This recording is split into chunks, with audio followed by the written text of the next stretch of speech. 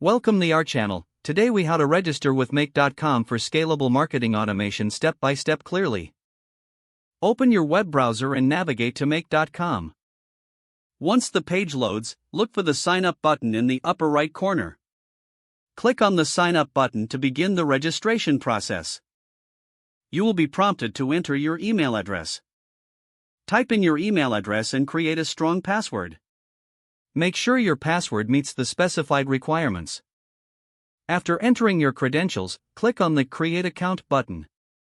Next, check your email for a verification message from Make.com. Open the email and click on the verification link provided.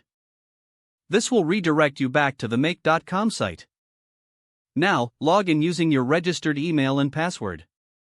Once logged in, familiarize yourself with the dashboard layout. To set up your profile, navigate to the account settings. Complete all necessary fields, including your name and company information. Save your changes to ensure your profile is updated. Next, explore the template library to find automation templates suitable for your needs. Select a template that aligns with your marketing objectives. Customize the template as needed for your specific requirements. Once your automation setup is complete, conduct a test run. Monitor the results to ensure everything functions as intended. If needed, make adjustments to optimize your automation process. Now, you are ready to implement scalable marketing automation with Make.com. If the page does not load, refresh the browser or try again in a private or incognito window. Make sure you are using the correct email address, then retype it carefully to avoid small typos.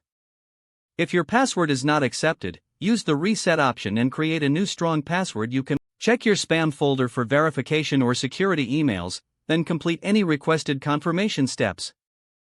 Enable two-factor authentication if available to improve account security and reduce unauthorized access risk.